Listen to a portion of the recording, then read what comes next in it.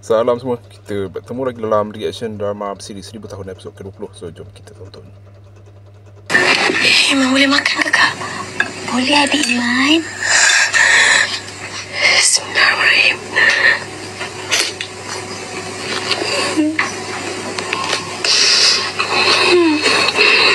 Sedap adik Iman. Gila tak sedap. Sedap sangat kak.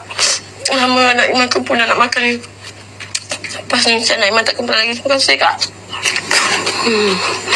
Anak yang adik Iman janji nak bagi pada kakak dengan Abang Syukri kan?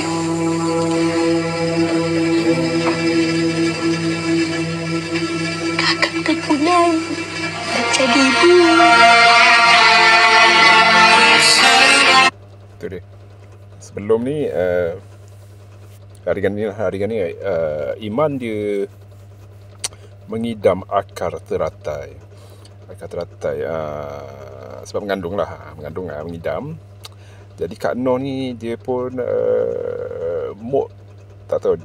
Kak Noh ni memang selalu baik, tapi mood baik dia tu sampai dia pergi mencari akar teratai tu. Akar teratai tu tengok macam susah nak cari ke, pergi masuk hutan ke, macam mana dia usaha cari akar teratai tu. Tapi dalam dia ada satu condition dah, ada syarat dia. Kak Noh macam tak lah mencari macam tu saja-saja je.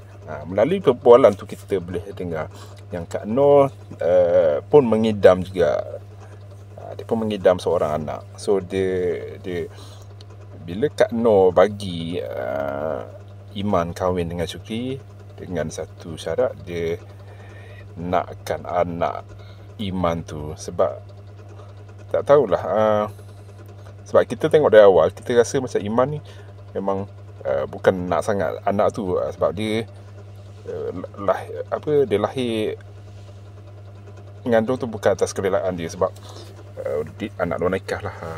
Dia dua hubungan, sebab tu Iman dia mencari macam pak sanggup untuk anak dia tu. Tapi saya pun tak pasti sama ada Iman nak jaga anak dia atau tak, ataupun nak membiarkan anak tu di bawah jagaan Syukri dan Noh. Jadi permintaan Kak Noh tu rasanya tepat lah, sesuai lah dia nakkan anak tu. Tapi sekarang Iman nak bagi tak anak tu pada Noh.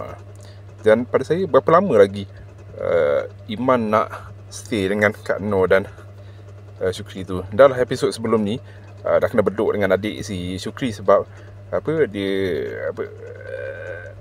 puncanya sebab telur yang Syukri makan sampai macam tu sekali. Sebab telur pun dia boleh nak beduk si Syukri.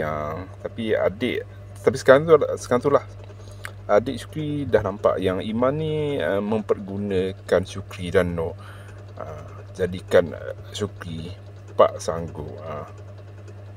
Sebab adik dia dah nampak warna sebenar si Iman ni. Okay? Dia tak ikhlas nak kahwin dengan Syukri. Kita jumpa lagi.